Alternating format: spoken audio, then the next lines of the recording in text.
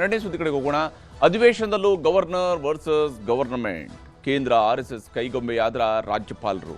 Phone tapping ಕಿರಿಕಿರಿ ಮತ್ತೆ ಶುರುವಾಯ್ತಾ? ಇದು ಚಂದ್ರಕಾಂತ್ ಎರಡನೇ story. Rule book ರೋಷಾವೇಶ.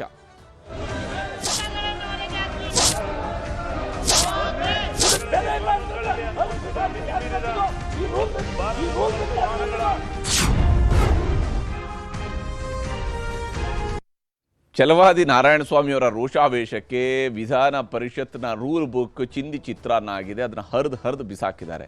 Rule book ಅನ್ನುವಂಥದ್ದು ಒಂದು ಸದನದ ಆಸ್ತಿ, ಒಂದು ಸದನದ ಗೌರವ, ಒಂದು ಸದನ ನಡಿಬೇಕಾದಂಥದ್ರ ಮಾರ್ಗಸೂಚಿ. ಅದು ಸದನ ಈ ಸ್ವರೂಪದಲ್ಲಿ ನಡಿಬೇಕು ಅನ್ನೋದಕ್ಕೆ ಇರ್ತಕ್ಕಂತಹ ಪುಸ್ತಕ. ಅದು ಅದರ ಆಧಾರದ ಮೇಲೆ ಸದನ ನಡಿಬೇಕು. ಆದರೆ ಸದನ ಹಾಗೆ ನಡೀತಾ ಇಲ್ಲ ಅಂತ ಹೇಳಿ ರೂಲ್ ಬುಕ್ಕನ್ನೇ ಹರಿದು ಬಿಸಾಕಿದ್ರೆ ವಿಧಾನ ಪರಿಷತ್ನ ಪ್ರತಿಪಕ್ಷ ನಾಯಕರು, ಮೇಲ್ಮನೆಯ ಪ್ರತಿಪಕ್ಷ ನಾಯಕರು ತಮ್ಮ ಸಿಟ್ಟನ್ನು ಈ ಸ್ವರೂಪದಲ್ಲಿ ವ್ಯಕ್ತಪಡಿಸ್ತಾ ಹೋದರೆ ಕತೆ ಏನಾಗಬೇಕು? ಮಾತಿನಲ್ಲಿ ಸಾಧ್ಯ ಆಗದನ್ನ ಈ ರೀತಿಯಾಗಿ ಪುಸ್ತಕ ಹರಿದು ವ್ಯಕ್ತಪಡಿಸಿದ್ರ ಪ್ರತಿಪಕ್ಷ ನಾಯಕರು ಅನ್ನುವಂತಹ ಪ್ರಶ್ನೆ ಮೂಡುತ್ತೆ. ರಾಜ್ಯಪಾಲರ ಭಾಷಣದ ಮೇಲಿನ ವಂದನಾ ನಿರ್ಣಯದ ಸಂದರ್ಭದಲ್ಲಿ ಈ ಗದ್ದಲ ಏರ್ಪಟ್ಟಿದೆ. ವಿಧಾನಸಭೆ ವಿಧಾನ ಪರಿಷತ್ಗಳಲ್ಲಿ ಕೈ ಮತ್ತು ಕಮಲ ಶಾಸಕರ ನಡುವೆ ಬಹಳ ಜಿದ್ದಾಜಿದ್ದಿಯ ಮಾತುಗಳು ಬಂದಿದ್ದಾವೆ. ರೂಲ್ ಬುಕ್ ಅನ್ನು ಹರಿದು ಬಿಸಾಕಿದ್ದಾರೆ ಛಲವಾದಿ ನಾರಾಯಣಸ್ವಾಮಿ ಅವರು. ಆಕ್ರೋಶ ವ್ಯಕ್ತಪಡಿಸಿದ್ದಾರೆ. ಅಷ್ಟಾಗ್ತಾ ಇದ್ದಂತೆ ಕಾಂಗ್ರೆಸ್ನವರು ಕೂಡ ತಿರುಗೇಟು ಕೊಟ್ಟಿದ್ದಾರೆ. ಸದನದ ಒಳಗಡೆ ನಾರಾಯಣಸ್ವಾಮಿ ಅವರ ವಿರುದ್ಧ ಕ್ರಮ ಆಗಬೇಕು ಅನ್ನುವಂಥ ಆಗ್ರಹವನ್ನು ಕೂಡ ಮಾಡಿದ್ದಾರೆ. ಇನ್ನು ಸದನದ ಒಳಗಡೆ ಮುಖ್ಯಮಂತ್ರಿ ಹಾಗೂ ಪ್ರತಿಪಕ್ಷ ನಾಯಕ ಅಶೋಕ್ ಅವರ ನಡುವೆಯೂ ಕೂಡ ಮಾತಿನ ಜಟಾಪಟಿ ಬಹಳ ಜೋರಾಗಿದೆ ಸಾಗಿತ್ತು. ಸದನದ ಒಳಗಡೆ ಗವರ್ನರ್ ಅವರ ಭಾಷಣದ ಮೇಲಿನ ವಂದನಾ ನಿರ್ಣಯದ ಅಂಗೀಕಾರಕ್ಕೂ ಮುಂಚಿತವಾಗಿ ನಡೀತಾ ಇದ್ದಂತಹ ಚರ್ಚೆ ಸಂದರ್ಭದಲ್ಲಿ ಗವರ್ನರ್ ಅವರು ಭಾಷಣ ಮಾಡದೆ ಅರ್ಥದಿಂದ ಓಡ್ ಹೋದ್ರು ಅಂತ ಹೇಳ್ಕೊಂಡು ಆರೋಪವನ್ನ ಮಾಡ್ತಾ ಇದ್ರೆ, ಇಲ್ಲ ಅವ್ರು ಓಡ್ ಹೋಗೋ ವಯಸ್ಸವರು, ನೀವು ಅವ್ರಿಗೆ ಅಗೌರವ ತೋರ್ತಾ ಇದ್ದೀರಿ ಅಂತಕೊಂಡು ಹೇಳಿದ್ದಾರೆ. ರೂಲ್ ಬುಕ್ನ ರೋಷಾವೇಶ ಹೇಗೆಲ್ಲ ಸಾಗಿತ್ತು ಅನ್ನೋದನ್ನ ನಿಮಗೆ ಮೊದಲಿಗೆ ಹೇಳ್ತೀನಿ. ಬಹಳ ಮುಖ್ಯವಾಗಿ ನೋಡಿ, ನಾರಾಯಣಸ್ವಾಮಿ ಅವರು ಯಾವ ಸ್ವರೂಪದಲ್ಲಿ ರೂಲ್ ಬುಕ್ಕನ್ನು ಹರಿದು ಬಿಸಾಕಿದ್ದಾರೆ ಅಂತ ಹೇಳಿದ್ರೆ ಅದನ್ನು ಕಿತ್ತು ಬಿಸಾಕಿದ್ದಾರೆ. ಇದು ಯಾಕಿರೋದು ಅಂತ ಹೇಳ್ಕೊಂಡು ಕಿತ್ತು ಬಿಸಾಕಿದ್ದಾರೆ. ಈ ಸ್ವರೂಪದಲ್ಲಿ ಸದನದ ಆಸ್ತಿ ಅದು ಈ ರೂಲ್ ಬುಕ್ ಅನ್ನೋದು ಸದನದ ಗೌರವದ ಪ್ರಶ್ನೆ. ಮತ್ತು ಈ ರೂಲ್ ಬುಕ್ಕನ್ನು ರಚನೆ ಮಾಡಿದಂಥವ್ರು ಕೂಡ ಇದೇ ಸದನದ ಸದಸ್ಯರುಗಳು ಸೇರಿಕೊಂಡು ರಚಿಸಿರತಕ್ಕಂತಹ ಪುಸ್ತಕ ಅದು.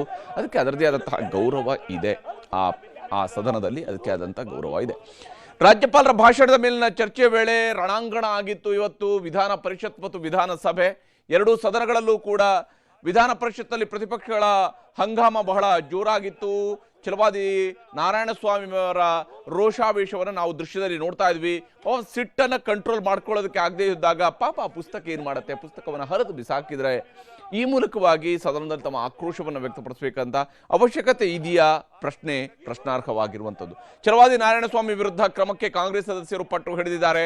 ಸದನದ ಒಳಗಡೆ ಅವರ ವರ್ತನೆಯ ಕಾರಣಕ್ಕಾಗಿ ಅವರ ವಿರುದ್ಧ ಕ್ರಮ ಆಗಬೇಕು ಅಂತ ಹೇಳಿ ಕೇಳಿದ್ದಾರೆ. ಅಕ್ಷರಶಃ ರಣಾಂಗಣವೇ ಆಗಿ ಹೋಗಿದೆ ವಿಧಾನ ಪರಿಷತ್ನ ಕಲಾಪ. ಅಕ್ಷರಶಃ ರಣಾಂಗಣ ಆಗಿ ಹೋಗಿತ್ತು ಇವತ್ತು ವಿಧಾನ ಪರಿಷತ್ನ ಕಲಾಪ.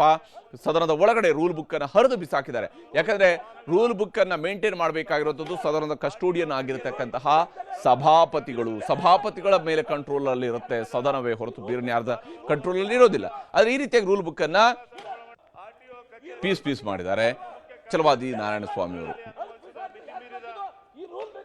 ಇದಕ್ಕೂ ಮುಂಚಿತವಾಗಿ ಫೋನ್ ಟ್ಯಾಪ್ ವಿಚಾರಕ್ಕೆ ಸಂಬಂಧಪಟ್ಟಂತೆ ಸದನದ ಒಳಗಡೆ ಬಹಳ ಚರ್ಚೆಗಳಾಗಿದ್ದಾವೆ. ವಿಧಾನ ಪರಿಷತ್ನಲ್ಲಿ ವಿಧಾನಸಭೆಯಲ್ಲಿ ಚರ್ಚೆಗಳಾಗಿದ್ದಾವೆ. ರಾಜ್ಯಪಾಲರಿಗೆ ಕೇಂದ್ರ ಸರ್ಕಾರ RSS ನಿಂದ ಫೋನ್ ಬರ್ತಿದೆ ಅಂತ ಹೇಳ್ಕೊಂಡು ಕಾಂಗ್ರೆಸ್ ಸದಸ್ಯರು ಒಬ್ಬರಾದ ಮೇಲೊಬ್ರು ಹೇಳ್ತಾ ಇದ್ದಾರೆ. ಅವರು RSSನ ಫೋನ್ ಮೇಲೆ, ಕೇಂದ್ರ ಸರ್ಕಾರದ ಫೋನ್ನ ಮೇಲೆ ಕ್ರಮ ಕೈಗೊಳ್ತಿದ್ದಾರೆ ಅಂತ ಹೇಳಿ. ಅದಕ್ಕಾಗಿ ಅಶೋಕ್ ಅವರು ಒಂದು ವ್ಯಾಲಿಡ್ ಆಗಿರ್ತಕ್ಕಂತಹ ಪ್ರಶ್ನೆಯನ್ನ ಎತ್ತಿದ್ದಾರೆ ಇವತ್ತು. ಕಾನೂನು ಸಚಿವ HK ಪಾಟೀಲ್ ಮತ್ತು ಅವರ ಮಾತಿಗೆ ಸಚಿವ ಪ್ರಿಯಾಂಕ್ ಖರ್ಗೆ ಅವರು ಕೂಡ ದನಿಗೂಡಿಸ್ತಾ ಹೇಳಿದ್ರು, ಕೇಶವ್ ಕೃಪಾದಿಂದ ಗವರ್ನರ್ಗೆ ಫೋನ್ ಬರ್ತದೆ ಅಂತ ಹೇಳ್ಕೊಂಡು ಸಚಿವ ಪ್ರಿಯಾಂಕ್ ಖರ್ಗೆ ಅವರು ಹೇಳಿದ್ರು. ಹಾಗಾದ್ರೆ ನಿಮ್ಗೆ ಇಷ್ಟೆಲ್ಲ ಫೋನ್ ಬರುತ್ತೆ, ರಾಜ್ಯಪಾಲರಿಗೆ ಯಾರೆಲ್ಲ ಫೋನ್ ಮಾಡ್ತಾರೆ ಅಂತ ಗೊತ್ತಿದೆ ಅಂತ ಹೇಳಿದ್ರೆ ನೀವು ಫೋನ್ನ ಕದ್ದಾಲಿಕೆ ಮಾಡಿರಬೇಕು. ನಿಮ್ಮ ಕಳ್ಳಗಿವಿಗಳು ಆ ಫೋನ್ಗಳನ್ನು ಕೇಳಿಸ್ತಾ ಇರಬೇಕು. ರಾಜಭವನಕ್ಕೆ ಬರ್ತಾ ಇರುವಂತಹ ಫೋನ್ಗಳ ಬಗ್ಗೆ ನಿಮ್ಗೆ ಹೇಗೆ ಗೊತ್ತು ಅಂತ ಹೇಳಿ ಬಿಜೆಪಿ ಸದಸ್ಯರು ಪ್ರಶ್ನಿಸಿದ್ದಾರೆ. ತುಂಬಾ ವ್ಯಾಲಿಡ್ ಆಗಿರ್ತಕ್ಕಂತಹ ಪ್ರಶ್ನೆಯನ್ನ ಇಲ್ಲಿ ಪ್ರತಿಪಕ್ಷದವರು ಕೇಳಿದ್ದಾರೆ. ಫೋನ್ ಟ್ಯಾಪ್ ಮಾಡಲಾಗ್ತಿದೆ ಎನ್ನುವಂತಹ ಗಂಭೀರ ಆರೋಪವನ್ನು ಇದೇ ಕಾರಣಕ್ಕಾಗಿ ಅಶೋಕ್ ಅವರು ಮಾಡಿದ್ದಾರೆ.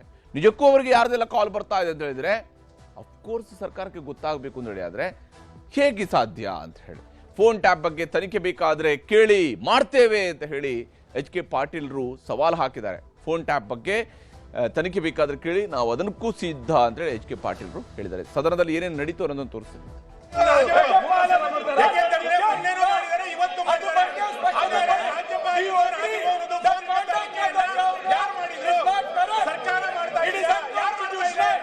ಇವರಿಗೆ ಡೆಲ್ಲಿಯಿಂದ ರಾಜಭವನಿಗೆ ಫೋನ್ ಬರ್ತಾ ಇದೆ ಅಂತ ಅಧಿಕೃತವಾಗಿ ಹೇಳ್ತಾ ಇದ್ದಾರೆ ಅಂತಂದ್ರೆ ಯಾರು ಫೋನ್ ಕತ್ತರಿಕೆಯನ್ನು ಮಾಡಿದ್ದು? ಪದೇ ಸದನದಲ್ಲಿ ಹೇಳಿರೋದು, ಪದೇ ಸದನದಲ್ಲಿ ಹೇಳಿರೋದು. ಹಾಗಾದ್ರೆ ಫೋನ್ ಕತ್ತಲಿಕೆ ನಡೀತಾ ಇಲ್ಲ. ಇಂಥ ಸರ್ಕಾರ ಪರೀಕ್ಷೆ ಮಾಡಿಲ್ಲ. ರಾಜ್ಯಭವನದ ಫೋನ್ ಕತ್ತಲಿಕೆಯನ್ನು ಮಾಡುವಷ್ಟರ ಮಟ್ಟಿಗೆ ನಿಕೃಷ್ಟ ಸ್ಥಿತಿಗೆ ಸರ್ಕಾರ ಇಳಿದಿದೆ ಇವತ್ತು. ಈ ಸ್ಥಿತಿ ಬರಬಾರ್ದಿತ್ತು ಈ ಸರ್ಕಾರಕ್ಕೆ. ಡೆಲ್ಲಿಯಿಂದ ಫೋನ್ ಬರ್ತಾ ಇದೆ ಅಂತ ಹೇಳಿ ಹೆಂಗೆ ಕಾನೂನು ಸಚಿವರು ಸದನದಲ್ಲಿ ಒಪ್ಕೊಳ್ತಾರೆ? ಎರಡು ಸಲ ಮೊನ್ನೆ ಹೇಳಿದ್ರು, ಇವತ್ತು ಹೇಳಿದ್ರು. ಯಾರು ಅಧಿಕೃತ ದಾಖಲೆ ಬಿಡುಗಡೆ ಮಾಡಿ ಮಾಡಿ ಹೇಳಿ ಹೋಗ್ತಾರೆ. ಕೇಶವ್ ಕೃಪಾ ಫೋನ್ ಹೋಗುತ್ತೆ. ಸುಮಾರು ಬರುತ್ತೆ ಕೇಶವ್ ಕೃಪಾ.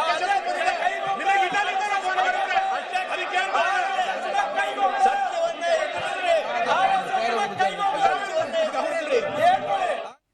ಹೀಗೆ ಸದನದೊಳಗಡೆ ಬಹಳ ಜೋರಾಗಿ ಮಾತಿನ ಭರಾಟೆ ಅಂತೂ ಇವತ್ತು ನಡೀತಾ ಇತ್ತು. ಆರೋಪ ಪ್ರತ್ಯಾರೋಪಗಳಿಗೆ ಸಾಕ್ಷಿಯಾಯಿತು.